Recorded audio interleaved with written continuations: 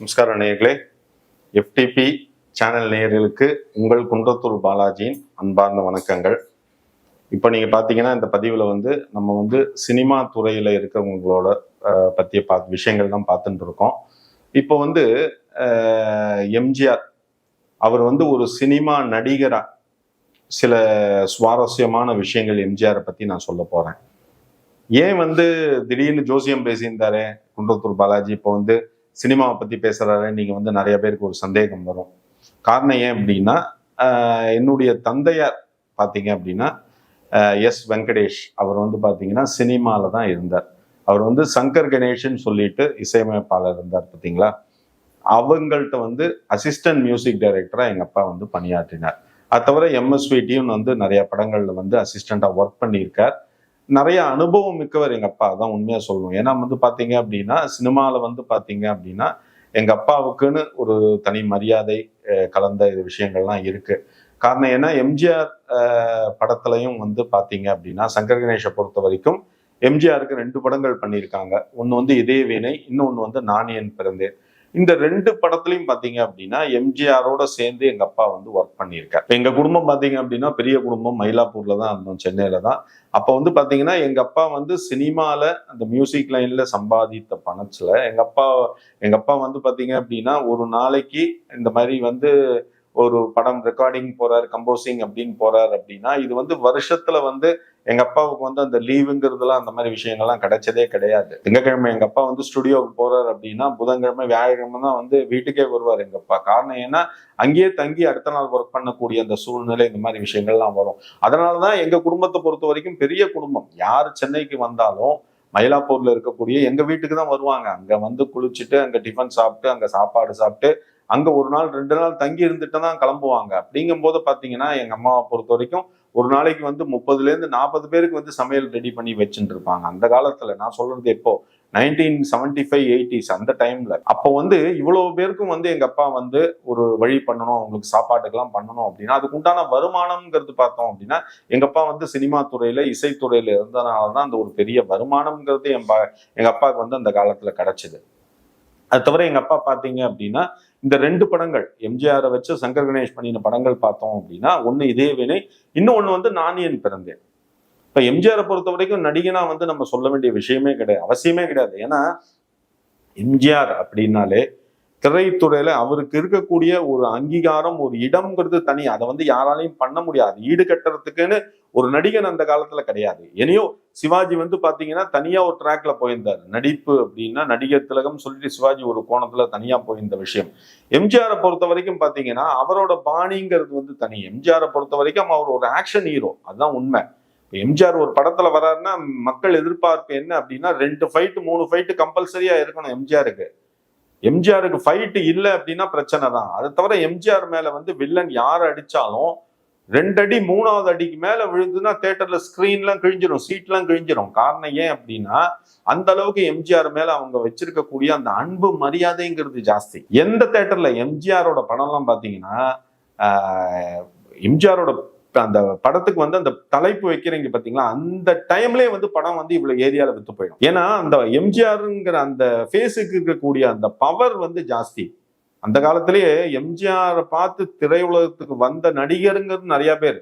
அது சத்யராஜ் சொல்லியிருக்காங்க, பாக்யராஜ் எல்லாருமே சொல்லியிருக்காங்க. ஏன்னா எம்ஜிஆரை பார்த்துதான் நாங்க சினிமா துறைக்கு வந்தோம் அப்படின்னு. அந்த அளவுக்கு எம்ஜிஆர் ஒரு பெரிய மிகப்பெரிய பர்சனாலிட்டி. இப்ப பாத்தீங்கன்னா எங்க அப்பா எங்கள்கிட்ட ஷேர் பண்ணின விஷயங்கள் அதுக்கு நான் உங்களுக்கு ஷேர் பண்ணிக்கிறேன். என்ன அப்படின்னா நான் என் பிறந்தேனோட படம் போயிட்டு இருக்கு. படம் ஷூட்டிங்லாம் அங்க நான் என் பிறந்தேன் பாதி போயிட்டு இருக்கு. அப்ப பாத்தீங்கன்னா சங்கர் கணேஷ்க்கு என்ன அப்படின்னா மியூசிக் பண்ணக்கூடிய கடமை அந்த படத்துக்கு. அப்ப பாத்தீங்கன்னா எம்ஜிஆர் சொல்லியிருக்கா சங்கர் கணேஷ்ட, நான் மத்தியானம் டியூன் பார்க்க வரேன், நீங்க ரெடி பண்ணி வச்சிருங்க, டியூன்லாம் ரெடி பண்ணி வச்சிருங்க, நான் கேட்கறேன் அப்படின்னு சொல்லிட்டு எம்ஜிஆர் சொல்லியிருக்காரு. அப்ப காத்தால எங்க அப்பா ஸ்டுடியோவுக்கு போயிருக்காரு. ஏவிஎம் ஸ்டுடியோ பாத்தீங்கன்னா காத்தால விடிய காத்தால ஒரு 5:30 மணிக்கெல்லாம் எங்க அப்பா ஸ்டுடியோவுக்கு போயிருக்காரு. ஸ்டுடியோவுக்கு போனதுல இருந்து பாத்தீங்கன்னா சங்கர் கணேஷ் எங்க அப்பா 3 பேரும் உட்காந்து டியூன் கம்போஸ் பண்ணிட்டு இருக்காங்க. காஃபி வருது, டீ வருது, சாப்பிட்றாரு. எங்க அப்பா பசி தாங்க முடியாம சங்கர் கணேஷ்ட கேட்கிறாரு, டிஃபனுக்கு அரேஞ்ச் பண்ணுங்க, பசிக்குது அப்படின்னு சொல்லி கேட்கும் போது அப்ப சங்கர் கணேஷ் அது மறுப்பு தெரிவிக்கிறாங்க. என்ன அப்படின்னா எம்ஜிஆருங்கிற ஒரு பெரிய ஒரு ஆளோட படம் நமக்கு கிடைச்சிருக்கு. இப்போ போய் நம்ம காஃபி சாப்பாடு அதெல்லாம் வந்து நம்ம வந்து இம்பார்ட்டன்ஸ் கொடுக்க கூடாது, ஒர்க்கை முடிச்சுட்டு போய் எல்லாரும் சாப்பிட்டுக்கலாம் அப்படின்னு சொல்லிட்டு டிஃபன்லாம் போறதுக்குலாம் அவங்க டைம் அலோகேட் பண்ணவே இல்லை. அவங்க பாட்டுக்கு கம்போசிங்ல உட்காந்து பாட்டை வந்து கிரியேட் பண்ணிட்டு இருக்காங்க எல்லாரும். எங்க அப்பா கண்ணெல்லாம் இருட்டிட்டு வருது, அவரால் முடியல. அப்படிங்கும்போது எங்க அப்பா சோர்ந்து போயிட்டாரு. பாத்தீங்கன்னா 12:30 1 மணி கிட்ட எம்ஜிஆர் வர்றாரு. எம்ஜிஆர் வரும்போது பாத்தீங்கன்னா படைபலத்தோட வராரு. எப்பவுமே எம்ஜிஆர் தனியா வரமாட்டார். கூட பாத்தீங்கன்னா ஒரு 10-15 பேர் கட்சியினர் யாராவது ஒருத்தவங்க இருப்பாங்க, கூட அபிமானிகள்லாம் இருப்பாங்க. அவரோட சேர்ந்து உள்ள வர்றாரு எம்ஜிஆர். எங்க அப்பா வந்து இப்படி பார்த்துட்டு உட்காந்துட்டு இருக்காரு. உட்காந்துட்டு இருக்கும்போது நேரம் வந்து அந்த காலத்துல வந்து டேபிள் சேர் எல்லாம் கிடையாது, கீழே திண்டு மாதிரி ஒரு போட்டிருப்பாங்க. அதாவது வந்து பாத்தீங்கன்னா அந்த நார்த் இந்தியன் எல்லாம் போடுற மாதிரி திண்டு, அதை போட்டு எம்ஜிஆர் இப்படி கையை வச்சுன்னு உட்காந்துக்கிறார். உட்காந்துட்டு சங்கர் கணேஷ்ட்டு அவங்ககிட்ட சொல்றாரு, டியூன் கேட்கலாம், எங்க டியூனை வாசிங்க அப்படிங்கிறார். உடனே இவங்க சங்கர் கணேஷ் என்ன பண்றாங்க, எங்க அப்பா அசிஸ்டன்ட்ல எங்க அப்பாட்ட வந்து ஹார்மோனியத்தை கொடுத்து, வெங்கடேஷ் நீங்க டியூனை வாசிங்க அப்படிங்கிறாங்க. அப்ப எங்க அப்பா வந்து ஹார்மோனியத்துல கை வைக்கிறார். கை வச்சு ஹார்மோனியத்தை அமுக்க கூட அவருக்கு சக்தி கிடையாது. ஏன்னா காத்தால டிஃபனும் சாப்பிடல, மத்தியானம் இது வரைக்கும் ஆயிடுச்சு, லஞ்சும் கொண்டு வந்து கொடுக்கல. எங்க அப்பா காத்து தான் வருதுன்னு சொல்லிட்டு எங்க அப்பா அப்படியே சோர்ந்து உட்கார்ந்துட்டு இருக்காரு. அதை வந்து எம்ஜிஆர் வந்து அந்த ஃபேஸ் ரீட் பண்ணிட்டார். பண்ணிட்டு முதல் வார்த்தை எம்ஜிஆர் கேட்ட விஷயம் என்ன அப்படின்னா, சாப்பிட்டீங்களா அப்படின்னு கேட்டார் எங்க அப்பாவை பார்த்து. உடனே எங்க அப்பா பதில் சொல்றதுக்கு முன்னாடி சங்கர் கணேஷ் உள்ள புகுந்து அவங்க சொல்றாங்க, எல்லாம் சாப்பிட்டாச்சு, அதெல்லாம் ஒன்றும் பிரச்சனை இல்லை, நம்ம டியூனை பார்க்கலாம். அப்ப அடுத்தது எம்ஜிஆர் கேட்கிறார் சங்கர் கணேஷை பார்த்து, நான் உன்னையா கேட்டேன், ஒன்ன நான் கேட்கல, அவரை தானே கேட்டேன், நீங்க சொல்லுங்க உங்க பேர் என்ன அப்படின்னு கேட்டார். எங்க அப்பா வெங்கடேஷ்னு சொல்றாரு. நீங்க சொல்லுங்க சாப்பிட்டீங்களா அப்படின்னு. எங்க அப்பா உண்மையை சொல்லிட்டாரு, ஏன்னா பசி அவருக்கு. எங்க அப்பா உடனே சொல்றாரு, காத்தால டீ காஃபிலேருந்து வந்துட்டு இருக்கே தவிர காத்தால டிஃபனும் வாங்கி கொடுக்கல சார், மத்தியானம் 1:30 மணி கிட்ட ஆகுது, லஞ்சும் வாங்கி கொடுக்கல. கேட்டா என்ன சொல்றாங்கன்னா, நீங்க வந்து டியூனை கேட்டுட்டு போனதுக்கு அப்புறம் நம்ம சாப்பிட்டுக்கலாங்கிறாங்க. எனக்கு சத்தமே வரமாட்டேங்குது, கண்ணுலாம் இருட்டிட்டு வருதுன்னு எங்க அப்பா சொன்ன உடனே அந்த இடத்துலயே ஒரு கெட்ட வார்த்தையில வந்து சங்கர் கணேஷை திட்டிட்டு அடுத்த நிமிஷம் எம்ஜிஆர் சொல்ற டிரைவரை கூப்பிடுறாரு, இங்க வாங்கயா அப்படின்னு கூப்பிட்டு கையில பைசாவை கொடுத்து, பக்கத்துல என்ன ஹோட்டல் இருக்கும் 5 நிமிஷத்துல எனக்கு வந்தாகணும், எவ்வளவு வேணாலும் வாங்கிட்டு வா, இமீடியட்டா வரணும் அப்படி. டிரைவர் கூட வந்து அசிஸ்டன்ட்லாம் ஓடுறான் பறக்குறான். பாத்தீங்கன்னா ரிட்டர்ன் வரும்போது பாத்தீங்கன்னா ஒரு 10-15 கேரி பேக் பிடிச்சிட்டு வராங்க. வரும்போது அங்கேருந்து வந்த உடனே எம்ஜிஆர் எதுக்கு எங்க அப்பா இன்னைக்கும் வந்து சாகத்தை, இப்ப எங்க அப்பா உயிரோட இல்ல, 2018 இறந்துட்டாரு. ஆனா அது வரைக்கும் எம்ஜிஆருக்கு மேல இருக்கக்கூடிய மரியாதைங்கிறது எங்க அப்பாவுக்கு வந்து ஜாஸ்தி. அதுக்கு காரணம் எங்க அப்பா என்ன சொல்வார்னா, ஒரு பெரிய தலைவர், அதாவது அரசியல்லையும் சரி சினிமா உலகத்திலயும் அவர் ஒரு பெரிய தலைவர், பெரிய பொசிஷன்ல இருக்கக்கூடிய ஒரு மனுஷன், நான் சாப்பிடலன்னு சொல்லிட்டு என் கையில கேரி பேக் கொடுத்துடலாம், சாப்பிடுங்க வெங்கடேஷ் போய் சாப்பிடுங்க அப்படின்னு சொல்லிடலாம். ஆனா அவர் எம்ஜிஆர் அப்படி செய்யல சார். அதுதான் எம்ஜிஆர். என்னன்னா அந்த பொட்டலத்தை எடுத்து கீழே வச்சு அந்த நூலை பிரிச்சு சாம்பார், அப்புறம் அந்த வேற என்ன குருமாவை கொடுத்துருக்காங்க அதையும் பிரிச்சுட்டு அந்த பேப்பரை பிரிச்சு எங்க அப்பா முன்னாடி வச்சுட்டு சாம்பார் அதுல விடுறாரு சார், விட்டுட்டு சாப்பிடுங்க அப்படிங்கிறார். எங்க அப்பாவுக்கு ஒண்ணுமே புரியல. சார் நான் சாப்பிட்டுக்கிறேன் சார், சாப்பிடுங்க வெங்கடேஷ் அப்படின்னு. எங்க அப்பா 2 வாய் எடுத்து போட்டோன்னா சங்கர் கணேஷ்டையும் அந்த பொட்டலத்தை கையில கொடுத்துட்டு நீங்களும் சாப்பிடுங்கயா அப்படின்னு சொல்லிட்டு அடுத்த வார்த்தை சொல்றாரு, கம்போசிங் கேன்சல், இன்னைக்கு நான் பாட்டு கேட்க மாட்டேன், நாளைக்கு நீங்களாம் சாப்பிட்டு முடிச்சதுக்கு அப்புறம் எனக்கு இன்ஃபார்ம் பண்ணுங்க, நான் வந்து பாட்டு கேட்கிறேன் அப்படின்னு சொல்லிட்டு கார்ல ஏறி போயிட்டே இருந்தார் மனுஷன். அதுக்கு காரணம் என்ன சார், அவர் அந்த பசிக்கு கொடுக்கக்கூடிய அந்த மரியாதை, அந்த மனிதனுக்கு கொடுக்கக்கூடிய மரியாதை தான் இன்னைக்கு எம்ஜிஆரை பொறுத்த வரைக்கும் பாத்தீங்கன்னா அவரை பெரிய பொசிஷன்ல வச்சது. அதை தவிர நம்ம எம்ஜிஆர் நினைக்கிறோம் அவரை வந்து நான் உண்மையா நான் சொல்லக்கூடிய விஷயம் தான் ராஜதந்திரின்னு சொல்லுவான். ஏன் இப்படி சொல்றேன் அப்படின்னா தயவுசெய்து தவறா எடுத்துக்காதீங்க, என்ன ராஜதந்திரிங்கிறாங்களேன்னு சொல்லிட்டு இல்ல. ஏன் இந்த வார்த்தையை நான் சொல்றேன் அப்படின்னா, அவருக்கு பலவிதமான அந்த யுக்திகள்ங்கிறது எல்லா விஷயம் தெரியும்.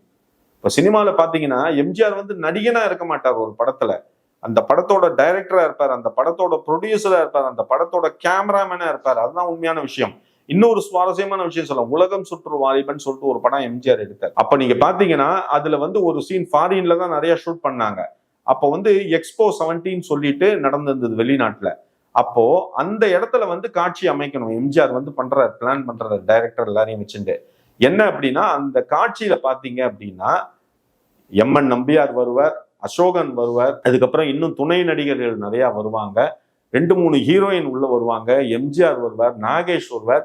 இவ்வளவு பேரும் சம்பந்தப்பட்ட காட்சி அந்த எக்ஸ்போ 17 எடுத்துட்டு இருக்காங்க. அதுல நாகேஷ்க்கு வந்து பாத்தீங்க அப்படின்னா குட்டிகர்ணம் அடிச்சு வெளியில எழுந்து வர மாதிரி ஒரு ஷாட். மற்றபடி எம்ஜிஆர் ஹீரோயின் கையை பிடிச்சிட்டு ஓடணும், வில்லங்கள்லாம் வந்து எம்ஜிஆரையும் ஹீரோயினையும் சேஸ் பண்ணிட்டு வரணும். இந்த மாதிரி காட்சிகள்லாம் அந்த எக்ஸ்போ 70ல எடுக்க போறாங்க.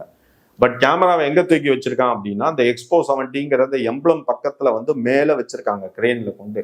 கேமரா வச்சுட்டாங்க. இப்பதான் சார், இந்த காலத்துல தான் சார் 5 கேமரா 6 கேமராலாம் வச்சு எடுக்கக்கூடிய வசதிகள்லாம் இருக்கு. அந்த காலத்துல அப்படிலாம் கிடையாது. ரொம்ப கம்மி தான், வசதிகள் ரொம்ப கம்மி. ஆனா அந்த கேமராவை தூக்கி கொண்டு கிரேன்ல மேல தூக்கி வந்து அவர் அந்த எக்ஸ்போ 70ல மேல வச்சுட்டார் எம்ஜிஆர். மேல வச்சுட்டு இங்கேருந்து அவங்க லிங்க் கவனிக்கிறாங்க. கேமரா வந்து ஆன் ஆகுதா இல்லையான்னு பார்த்தா, அங்க அந்த சேட்டலைட் ப்ராப்ளமா என்னன்னு தெரியல. அந்த கேமரா வந்து பாத்தீங்க அப்படின்னா ஒரு 10 நிமிஷம் ஆன் ஆகுது, உடனே ஆஃப் ஆயிடுது. ஆனா எந்த டைம் ஆன் ஆகுது எந்த டைம் ஆஃப் ஆகுதுன்னு தெரியல. 1/2 ஹவருக்குள்ள ஆன் ஆகும், அதே மாதிரி அடுத்த 1/2 ஹவருக்குள்ள ஆஃப் ஆயிடும். இந்த மாதிரி நிலைமையில இருந்தது. அப்போ எவ்வளவு ஒரு பிரில்லியண்டான ஒரு யோசனை எம்ஜிஆர் மனசுல வந்திருக்குன்னு பாருங்க. எல்லா நடிகரையும் ஒன்னா சேர்த்து கூப்பிட்டு, அது வந்து ரோலிங் கேமரா மேல இருக்கு. அப்படிங்கும் போது நீங்க என்ன பண்றீங்க அப்படின்னா, யார் யாருக்கு என்னென்ன ஷாட் கொடுத்துருக்கணும் அதை ரிப்பீட் பண்ணிட்டே இருங்க, நீங்க நம்ம எடிட்டிங்ல பாத்துக்கலாம் அப்படின்னு ஒரே வார்த்தை சொல்லிட்டாரு. அப்போ நாகேஷ்க்கு வந்து குட்டிகர்ணம் அடிச்சு எழுந்திருக்கிற மாதிரி ஷாட். அப்போ நாகேஷ் பாத்தீங்கன்னா அவர் பேட்டியில சொன்னாரு, 20ல இருந்து 30 குட்டிகர்ணம் அடிச்சாரா நாகேஷ். யார் யார் என்னென்ன ஷாட் பண்ணணும்னு எம்ஜிஆர் சொன்னாரோ அதை ரிப்பீட் பண்ண சொல்லிட்டாரு, அவ்வளவுதான். அப்போ 1 by 1 அவங்க எல்லாரும் அந்த ஷாட்டை ரிப்பீட் பண்ணிட்டு கடைசியில அடுத்த நாள் அந்த கேமராவை மேலேருந்து கீழே இறக்கி அவங்க மானிட்டர்ல பாக்குறாங்க. அவ்வளவு பேர் எம்ஜிஆருக்கு கிளாப் பண்ணி கட்டி பிடிச்சுட்டாங்க. எவ்வளவு ஒரு பொருள் செலவு ஆயிருக்கும். அவருடைய அந்த ஒரு ராஜ தந்திரத்தால தான் அவ்வளவு ஒரு பொருள் செலவுங்கிறது கம்மியா இருக்குன்னு எல்லாரும் கண்டுபிடிச்சாங்க. அதை தவிர நீங்க பாத்தீங்க அப்படின்னா, எம்ஜிஆருடைய படங்கள்ல பாத்தீங்க அப்படின்னா, அவர் வந்து குடிக்கிற மாதிரி, சிகரெட் பிடிக்கிற மாதிரி இந்த மாதிரி காட்சிகள்லாம் வைக்க மாட்டார் மனுஷன். நல்ல விஷயங்கள், பல பேருக்கு என்ன அறிவுரை சொல்லக்கூடிய விஷயங்கள், இந்த மாதிரி விஷயங்கள்லாம் பண்ணினதுனாலதான் எம்ஜிஆரை பாத்தீங்க அப்படின்னா மக்கள் மனசுல எம்ஜிஆர் ஒரு தெய்வமா வாழ்ந்திருந்தார். அதான் உண்மை. இன்னைக்கும் எம்ஜிஆர் ஒரு நடிகனா வந்து எவ்வளவு பேருக்கு பிடிக்கும்னு நம்ம கணக்கிட்டு பார்த்தோம் அப்படின்னா கணக்குல அடங்கவே அடங்காது. அதான் உண்மையான விஷயம். எம்ஜிஆரை பத்தி நான் ஏன் பேசுறேன் அப்படின்னா, எம்ஜிஆருடைய பரம ரசிகன் தான். எம்ஜிஆர் இறந்து போன போது 1 வாரம் அழுதுருக்கேன், சாப்பிடல சரியா. எங்க அப்பாலாம் என்னை கூப்பிட்டு அடிச்சாரு, என்னடா இப்படி இருக்கு அப்படின்னு சொல்லிட்டு. எம்ஜிஆர்னா அவ்வளவு உயிர். காரணம் ஏன் அப்படின்னா, எம்ஜிஆர்ட்ட இருக்கக்கூடிய அந்த அவ்வளவு நல்ல விஷயங்கள் எனக்கு மனசுக்கு ரொம்ப பிடித்த விஷயங்கள். எம்ஜிஆரோட ஒவ்வொரு படத்துலயும் நீங்க பாத்தீங்கன்னா அந்த காட்சிகள் அமைப்புங்கிறதெல்லாம் அவர் மாதிரிலாம் யாரும் பண்ண முடியாது சார். குடியிருந்த கோவில்னு ஒரு படம் ஜி.என். வேலுமணி பண்றாரு. அதுல பாத்தீங்கன்னா பாட்டு பம்பர் ஹிட்டு, படத்துல சண்டை காட்சி ஹிட்டு, படமே பெரிய ஹிட்டு. 2 சில்வர் ஜூப்ளி சார் படம். ஜி.என். வேலுமணிக்கு கோடி கோடியா கொட்டி கொடுத்த படம் அந்த படம். அதுக்கு காரணம் என்ன அப்படின்னா, அந்த எம்ஜிஆர்ங்கிற மாஸ் பர்சனாலிட்டி வேற யாருமே கிடையாது. அதனால இன்னைக்கும் எம்ஜிஆர் எல்லாரும் மனசுலையும் வாழ்ந்துட்டு தான் இருக்காரு. ஒரு நடிகனா வாழ்ந்துட்டு இருக்காரு, ஒரு அரசியல் தலைவரா வாழ்ந்துட்டு தான் இருக்காரு. அதை யாருமே மாற்ற முடியாது. இன்னைக்கு சொல்றேன், இன்னொரு எம்ஜிஆர் வருவார் அப்படின்னு நம்ம நினைச்சோன்னா அது வந்து சாத்தியம் கிடையவே கிடையாது. அதான் உண்மை. நேர்களே, இந்த பதிவு உங்களுக்கு ரொம்ப பிடிச்சிருக்கும்னு நினைக்கிறேன். இந்த பதிவை பார்த்ததோட நிறுத்திக்காதீங்க. உங்க ஃப்ரெண்ட் ரிலேட்டிவ்லாம் ஷேர் பண்ணுங்க. அவங்களும் இந்த பதிவில் நடந்த நிறைய சுவாரஸ்யமான விஷயங்களை பத்தி தெரிஞ்சுக்கிட்டோம்னு நினைக்கிறேன். மற்றபடி உங்களுக்கு ஜோதிடத்துல வந்து என்ன ஒரு டவுட் இருந்ததுனாலும் கீழே என்னோட வாட்ஸ்அப் மொபைல் நம்பர் 9884277263 அதுல கான்டாக்ட் பண்ணுங்க. உங்களுக்கு உண்டான டவுட்ஸை வந்து நான் கிளியர் பண்ணி வைக்கிறேன், கவலைப்படாதீங்க. இந்த பதிவை வந்து உங்களோட ஃப்ரெண்ட்ஸ் ரிலேட்டிவ் எல்லாருக்கும் ஷேர் பண்ணுங்க. முடிஞ்சது அப்படின்னா சப்ஸ்கிரைப் பண்ணுங்க. ரொம்ப சந்தோஷம். இந்த நிகழ்ச்சியை வந்து பொறுமையா பார்த்துட்டு இருக்கு, இந்த வீடியோவை பொறுமையா பார்த்ததுக்கு ரொம்ப ரொம்ப நன்றி நேயர்களே. உங்களை அடுத்த பதிவுல சந்திக்கிறேன். நன்றி, வணக்கங்கள்.